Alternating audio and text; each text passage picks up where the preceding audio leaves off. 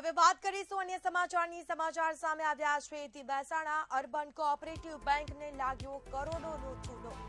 બંટી બબલી દંપતીએ કરોડોની લોન લઈને ચૂકવી નહીં। વડોદરા ખાતે ધંધા માટે દુકાનો પર લોન લીધી હતી, જેમાં ખોટા ડોક્યુમેન્ટ બનાવી દુકાનો બારોબાર વેચીને મારી। બેંકમાં મોર્ગેજમાં મૂકી કરોડોની લોન લીધી હતી। દુકાનો પર લોન લીધા બાદ બારોબાર વેચી મારી। શ્રીજી કોર્પોરેશનના માલિક રાજેશ પટેલે લગાવ્યો ચૂનો। જે હેતુ માટે લોન લીધી હતી એના બદલે બીજે રોકાણ કરી દીધું। બેંકના બાકી નીકળતા નાણાં ભરપાઈ ન કર્યા। 10.88 કરોડ આજ દિન સુધી ભરપાઈ નહીં કરી। પતિ રાજેશ પટેલ અને પત્ની હેતલ પટેલ સામે ફરિયાદ। મહેસાણા બી ડિવિઝન પોલીસ સ્ટેશનમાં ફરિયાદ દાખલ થઈ।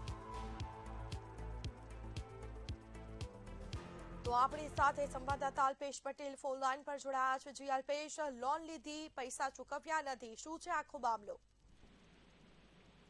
ચોક્કસ જાણી દઉં કે મહેસાણા અર્બન બેંક કોઓપરેટિવ બેંકને જે લાગ્યો છે કરોડોનો ચૂનો, તેને લઈને બંટી બબલી દંપતીએ જે 1 કરોડની લોન લઈ ચૂકવી નહીં અને વડોદરા ખાતે ધંધા માટે દુકાનો ઉપર લોન લીધી હતી અને દંપતીએ કાવતરું રચી ખોટા ડોક્યુમેન્ટ બનાવી દુકાનો બારોબાર વેચી મારી અને બેંકમાં મોર્ગેજમાં મૂકેલી કરોડોની લોન લીધી હતી અને દુકાનો ઉપર લોન લીધા બાદ બારોબાર વેચી મારી છે અને શ્રીજી કોર્પોરેશનના માલિક રાજેશ પટેલે હાલમાં ચૂનો લગાવ્યો છે અને ક્યોર હેલ્થ કેરની માલકીન પત્ની હેતલ પટેલે પણ ચૂનો લગાવ્યો છે। પતિ પત્નીએ કુલ મળી 4.90 કરોડનું જે લોન લીધી હતી અને જે હેતુ માટે લોન લીધી હતી એના બદલે બીજે રોકાણ કરી દેવામાં આવ્યું હતું અને લોન લીધા બાદ બેંકના બાકી નીકળતા નાણાં ભરપાઈ ન કર્યા હતા અને 10.88 કરોડને 8 દિન સુધી ભરપાઈ કરીને વ્યાજ સાથે જે કહેવાય બેંકની વિશ્વાસઘાત કર્યો છે અને પતિ રાજેશ પટેલ અને પત્ની હેતલ પટેલ સામે હાલ